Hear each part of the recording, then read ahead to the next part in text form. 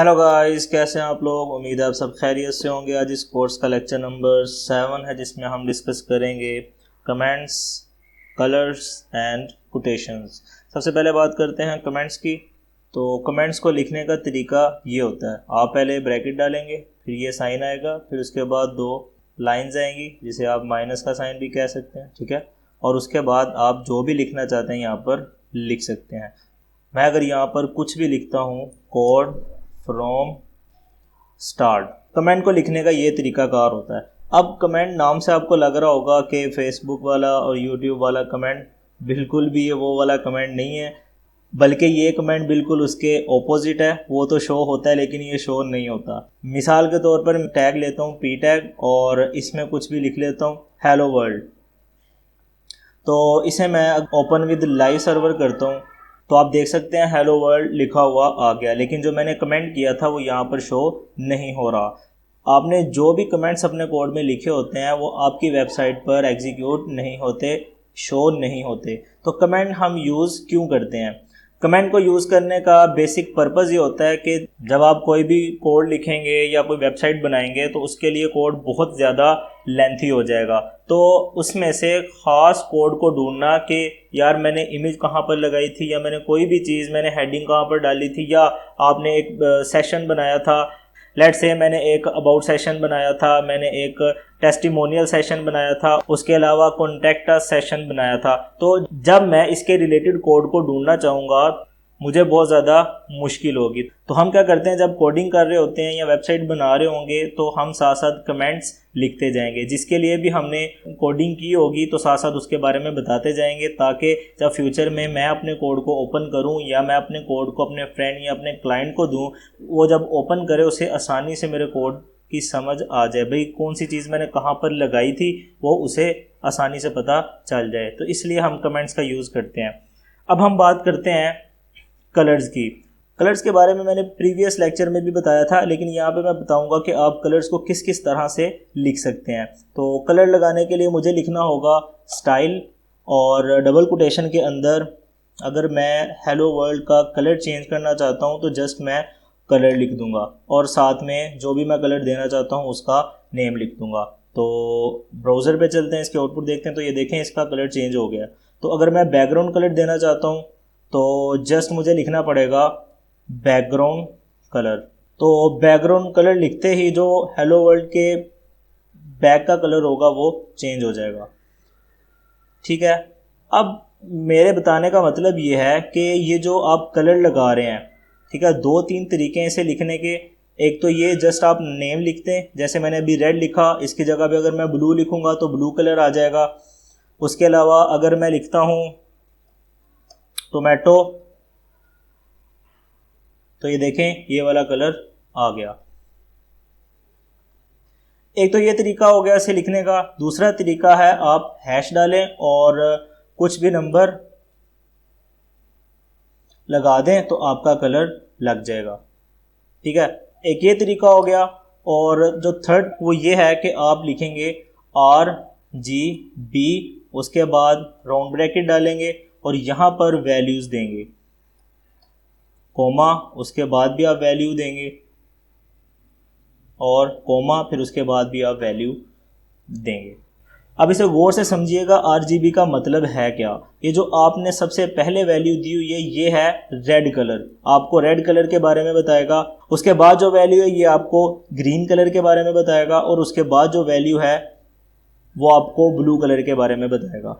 यहाँ पर RGB का मतलब ये है कि आप सबसे पहले वैल्यू देंगे रेड की, उसके बाद वैल्यू देंगे ग्रीन की, फिर उसके बाद वैल्यू देंगे ब्लू की। तो इन तीनों कलर्स के मिलाप से कोई नया कलर बनेगा, ठीक है। मुझे जो भी कलर चाहिए यहाँ पे मैं रेड की वैल्यू फिक्स करूँगा, उसके बाद ग्रीन की वैल्यू दूंगा, फिर उसके बाद ब्लू की वैल्यू दूंगा। यहाँ पर कलर्स के बारे में बताने का मकसद ये था कि आपको पता हो कि कलर्स किस किस तरह से लिखे जाते हैं। आपको इतना ज़्यादा डिटेल में जाने की ज़रूरत नहीं है, आप जस्ट यहाँ पे कोई एक कलर लिखें, आप इसके ऊपर कर्सर लेकर जाएं और अपनी मर्ज़ी का कलर आप सिलेक्ट कर सकते हैं। तो ये कोई हार्ड एंड फास्ट नहीं है, आपने इस तरह अपनी मर्ज़ी के मुताबिक कलर सेलेक्ट कर लेना है। तो जो भी आप कलर सेलेक्ट करेंगे वो कलर आ जाएगा। अब हम बात करेंगे कोटेशंस की। तो कोटेशंस को लिखने के लिए हमें ज़रूरत पड़ेगी ब्लॉक कोड। टैग की। यहाँ पर मैं कुछ भी लिख दूंगा, हेलो डेवलपर्स। तो हम ब्लॉक कोड का यूज़ क्यों करते हैं? फ़र्ज़ करें कि ये जो हेलो डेवलपर है, आप किसी वेबसाइट से इस स्टेटमेंट को या इस कोटेशन को लेकर आए हैं, ठीक है। हेलो डेवलपर मैंने खुद से लिखा है, कोई ना कोई स्टेटमेंट होगी, कोई ना कोई कोटेशन होगी जो कि आप दूसरी वेबसाइट से लेकर आएंगे। तो लेट्स से ये उसी में से कोई एक स्टेटमेंट है, आप इसे अपनी वेबसाइट में डालना चाहते हैं, तो आप इस तरह से ब्लॉक कोड टैग का यूज़ करेंगे, उसके अंदर वो कोटेशन डालेंगे। अब कोटेशन तो डाल दी, कोटेशन के बाद आप क्या करेंगे, उस साइट का जहां से आप इस कोटेशन को उठाकर लेकर आए हैं उसका लिंक, उसका जो URL है वो आप यहाँ पर देंगे, ठीक है। जो भी आप कोटेशन लेकर आएंगे किसी भी वेबसाइट से वो यहाँ पर लिखेंगे, उसके बाद इस साइट एट्रीब्यूट के अंदर उस वेबसाइट का URL लिख देंगे, ठीक है। तो मैं फ़र्ज़ करता हूँ उसका URL है http, अपने से ले रहा हूँ, www.facebook.com।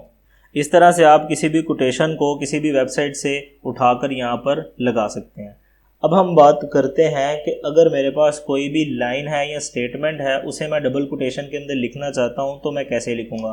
फ़र्ज़ करें मैं एक p टैग ले लेता हूं और उसके अंदर lorem 5 लिख लेता हूं, ठीक है। मैं चाहता हूं इस लाइन को डबल कोटेशन के अंदर लिखूं, तो मैं उसके लिए यूज़ करूंगा q टैग का। इसका जो क्लोजिंग टैग है वो मैं यहाँ से कॉपी करता हूँ और लास्ट पे जाके पेस्ट कर दूंगा। अब जिस भी लाइन को डबल कोटेशन के अंदर डालना चाहते हैं उस पूरी लाइन को q टैग के अंदर लिखेंगे। तो अपनी आउटपुट देखते हैं, तो ये देखें मैंने ये वाली लाइन को q टैग में लिखा था, तो ये डबल कोटेशन के अंदर आ चुकी है। अब हम बात करेंगे एब्रीवेशन को किस तरह से लिख सकते हैं। एब्रीवेशन किसे कहते हैं? लेट्स से मेरे पास कोई भी एक वर्ड है www, तो इसका मतलब होता है वर्ल्ड वाइड वेब, तो ये इसकी एब्रीवेशन होगी, वर्ल्ड वाइड वेब की एब्रीवेशन होगी। उसके अलावा मेरे पास कोई एक वर्ड है GPS, इसका मतलब होता है ग्लोबल पोजीशनिंग सिस्टम, ठीक है। तो इस तरह की जो एब्रीवेशन होती है उसे हम ABBR जो टैग है, एब्रीवेशन टैग, उसके अंदर हम लिख सकते हैं। तो उसका जो फुल नेम होगा वो हम यहाँ पर लिखेंगे। लेट्स से मेरे पास है वर्ल्ड वाइड वेब, तो ये फुल नेम है www। अब इस पूरी एब्रीवेशन को मैं p टैग के अंदर डाल दूंगा, तो ये जो क्लोजिंग टैग है ये मैं लास्ट पर लगा दूंगा। अब हम अपनी आउटपुट देखते हैं, तो जैसे ही मैं इस www के ऊपर अपना कर्सर लेकर आऊँगा तो ये उसका नाम मुझे बता देगा। तो जो भी एब्रीवेशन होगी उसकी शॉर्ट फॉर्म हम लिखेंगे और उसकी जो फुल फॉर्म होगी वो हम इस टाइटल एट्रीब्यूट के अंदर यहाँ पर लिख देंगे। तो इस तरह से हम अपनी एब्रीवेशन को लिख सकते हैं। एक और एग्जांपल लेते हैं एब्रीवेशन की। लेट्स से मेरे पास है WHO, तो इसकी फुल फॉर्म होती है वर्ल्ड हेल्थ ऑर्गेनाइजेशन। अब हम अपनी आउटपुट देखते हैं, जैसे ही मैं WHO के ऊपर अपना कर्सर लेकर आऊँगा तो ये मुझे पूरा का पूरा नाम वर्ल्ड हेल्थ ऑर्गेनाइजेशन शो कर देगा। तो ये देख रहे हैं आप। लेट्स से अगर मैं किसी का एड्रेस लिखना चाहता हूँ, नेम लिखना चाहता हूँ, उसका एड्रेस लिखना चाहता हूँ, उसकी ईमेल, उसका फ़ोन नंबर, तो उसके लिए मैं एड्रेस टैग का यूज़ कर सकता हूँ। तो यहाँ पे हम लिख लेते हैं कि हम एड्रेस के बारे में डिस्कस करेंगे, तो एड्रेस टैग आ जाएगा। इसके अंदर आप जो कुछ भी लिखना चाहते हैं सेम एज इट इज़ आप यहाँ पर लिख देंगे। तो जैसे कि माई नेम इज़ उमैर।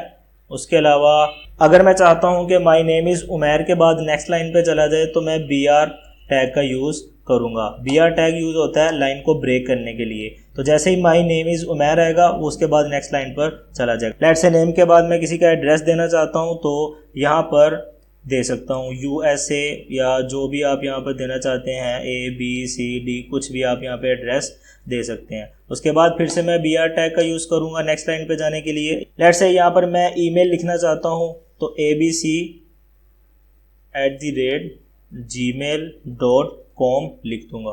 तो ये एक फ़र्ज़ी ईमेल है, तो आप जिसकी भी ईमेल यहाँ पर डालना चाहते हैं अपनी रिक्वायरमेंट के हिसाब से डाल सकते हैं। उसके बाद BR टैग का यूज़ करूँगा। अब मैं यहाँ पर फ़ोन नंबर लिखना चाहता हूँ तो फ़ोन नंबर लिखूँगा,